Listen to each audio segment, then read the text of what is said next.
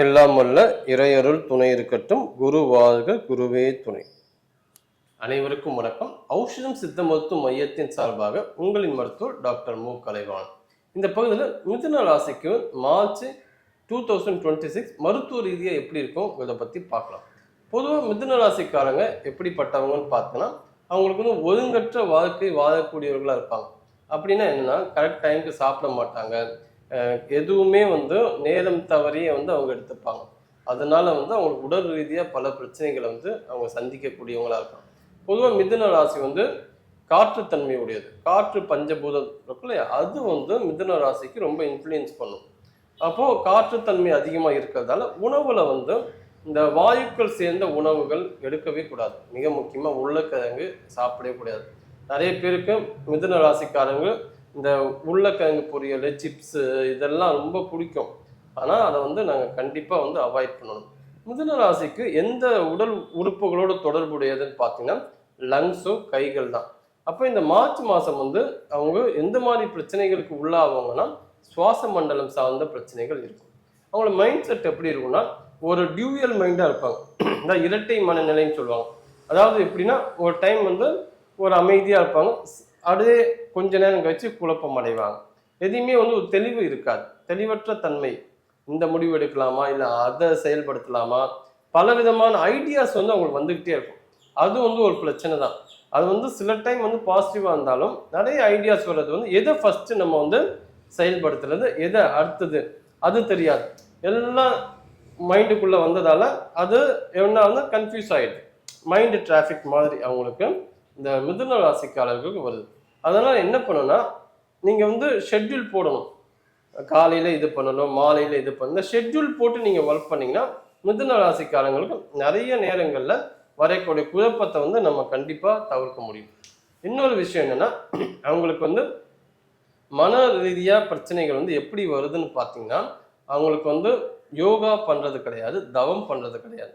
யோகா தவம் என்ன பண்ணுன்னா, மிதுன ராசிக்காரர்கள் மனநிலையை ஒரு ஸ்மூத்தாக எடுத்துகிட்டு போகுது.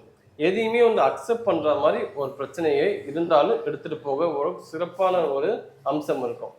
இன்னொரு விஷயம் என்னென்னா, சுவாச மண்டலம் பிரச்சனைகள் காரணமாக வரக்கூடியவங்களுக்கு இந்த பிராணமுத்திரை நல்லா வேலை செய்யும். பிராணமுத்திரை இப்படி தான், இதுதான் பிராணமுத்திரை. அதாவது கட்டை விரல், சுண்டு விரல், மோதிர விரல் டச் பண்ணியிருக்கணும், மற்ற 2 விரலும் மேல் நோக்கி இருக்கணும். ஸோ இந்த சுவாச பிரச்சனைகளுக்கு மிதுன ராசிக்காரர்களுக்கு பிராணமுத்திரை சிறப்பாகவே செயல்படும். 20 நிமிஷம் எப்போவுமே தொடர்ந்து பண்ணணும். முத்திரைகள் ஒரு நாள் 2 நாள் பண்ணிட்டு எனக்கு ரிசல்ட் இல்லைன்னு சொல்லி மிதுன ராசிக்காரர்கள் சொல்லக்கூடாது. தொடர்ந்து பண்ணிங்கன்னா நல்லா இருக்கும் ரிசல்ட். இன்னொன்று பார்த்தீங்கன்னா, அக்குப்ரெஷர் பாயிண்ட்ஸு கூட இதுக்கு பயன்படுத்தலாம். ஏன்னா இவங்களுக்கு தூக்கமின்மையும் ஒரு பிரச்சனையாக இருக்கும். ஏன்னா இவங்க அதிகப்படியான விஷயங்களை யோசிக்கிறதால தூக்கம் டிஸ்டர்ப் ஆகுது.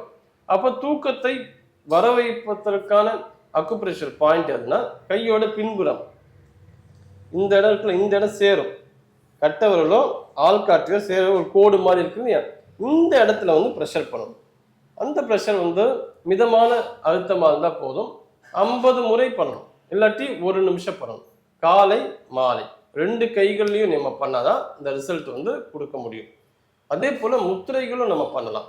இப்போ தூக்கத்துக்கு என்ன முத்திரை பண்ணலாம்? சின்ன முத்திரை, ரொம்ப சிம்பிள். இது பண்ணாலே நல்லா ஆழ்ந்து தூக்கத்துக்கு போவீங்க.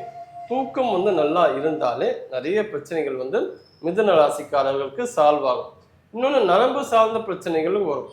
ஏன்னா நரம்பு சார்ந்த பிரச்சனைகள் சித்தாவில் பார்த்தீங்கன்னா, நம்ம அமுக்குரா சூர்ணம் கொடுப்போம். அதே போல் அஸ்வகந்தா சூர்ணம் இருக்குது. இந்த மாதிரி நிறைய பற்பங்கள், செந்தூரங்கள்லாம் இருக்குது.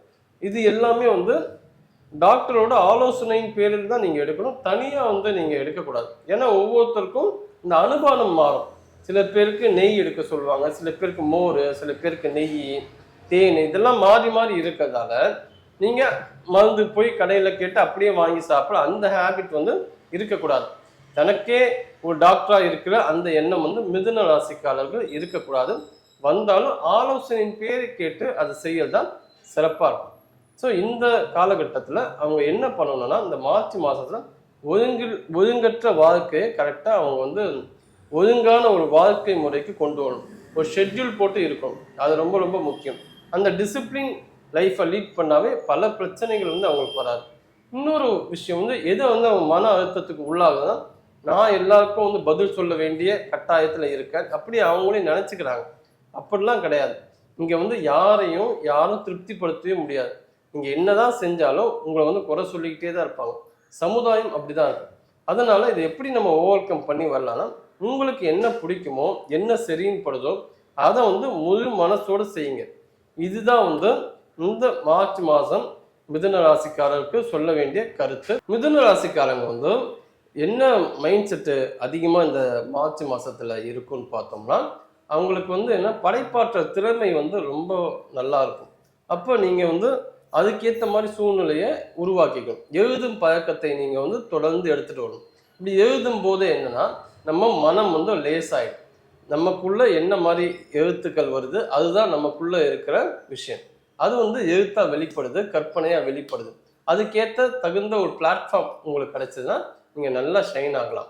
இல்லாட்டி அதுக்கேற்ற சூழ்நிலைகளை நம்ம வந்து உருவாக்குறதும் ரொம்ப ரொம்ப நல்ல விஷயம்.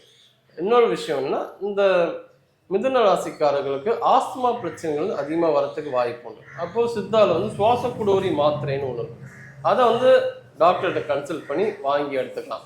இன்னொரு விஷயம் என்னன்னா, கஷாயமும் நம்ம வீட்டிலேயே செஞ்சு நம்ம சாப்பிடலாம். என்ன மிளகு, சீரகம், சிற்றரத்தை இந்த மூணும் எடுத்து கஷாயம் மாதிரி வச்சு நம்ம குடிக்கலாம். இன்னொரு விஷயம், எனக்கு அதெல்லாம் செய்ய தெரியலங்கிறத அப்படி பேசுறவங்களுக்கு ஒன்றும் இல்லை, சூடான பாலில் வந்து கொஞ்சமாக மஞ்சள் தூள் போட்டு நம்ம குடிக்கலாம். அதுவும் பெஸ்ட்டாக இருக்கும். இன்னொரு சம்பவம் என்னன்னா, மிதுன ராசிக்காரங்களுக்கு தூக்கம் பிரச்சனைகளுக்கு என்ன நம்ம வீட்டிலேயே செஞ்சு சாப்பிடலாம்னா, அதே பாலில் சூடான பால் கசகசா கலந்து குடிக்கலாம். கசகசாக்கு தூக்கத்தை வரக்கூடிய தன்மை அதிகமாக இருக்கு. அப்போ அது மாதிரி பயன்படுத்திக்கலாம். நரம்பு பிரச்சனைகளுக்கு வந்து இவங்க என்ன பண்ணலாம்னா, ஆயில் பாத் எடுக்கணும். ஆண்களாக இருந்தால் புதன்கிழமை, சனிக்கிழமை, பெண்களாக இருந்தால் வெள்ளிக்கிழமை, செவ்வாய்க்கிழமை. இந்த நாட்களில் வந்து ஆயில் பாத் எடுக்கிறது ரொம்ப ரொம்ப சிறப்பு. இதில் தான் எடுக்கணும். அவங்க எப்போ எடுக்கக்கூடாதுன்னா, அந்த நாட்களில் ஏகாதசி, அமாவாசை, பௌர்ணமி, தமிழ் மாத பிறப்பு 1ஆம் தேதி இதெல்லாம் வந்துச்சுன்னா ஆயில் பாத் வந்து எடுக்கிறத அவாய்ட் பண்ணணும்.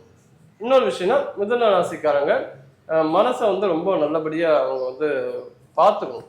ஏன்னா கொஞ்சம் நம்ம விட்டாவே என்ன ஆகுது, மன அழுத்தத்துக்கு வந்து உள்ளாகிடுது. ஏன்னா அவங்களுக்கு நிறைய விஷயங்களை பற்றி யோசிக்கிறாங்க. அப்படி நம்ம ரொம்ப அதிகமாக யோசிக்காமல் ப்ரெசண்ட்டில் இருக்கணும். நிகழ்காலத்தில் வாழ்வதற்கு உண்டான விஷயத்த அடிக்கடி மைண்டில் வந்து கொண்டு வந்துக்கிட்டே இருக்கணும். ரொம்ப பெருசாக எதுவுமே யோசிக்கக்கூடாது. நிறைய பிரச்சனைகள் எதனால் வருதுன்னா, மிதுன ராசிக்காரங்களுக்கு அதிகப்படியாக அதை பற்றி ரொம்ப டீப்பாக அனலைஸ் பண்ணுறங்கிற பேரில் அந்த மாதிரி எடுத்துகிட்டு போகிறத உங்களுக்கு பிரச்சனையாக இருக்குது. ஸோ அதை வந்து நீங்கள் ஸ்டாப் பண்ணாவே ரொம்ப சிறப்பாக இருக்கும்.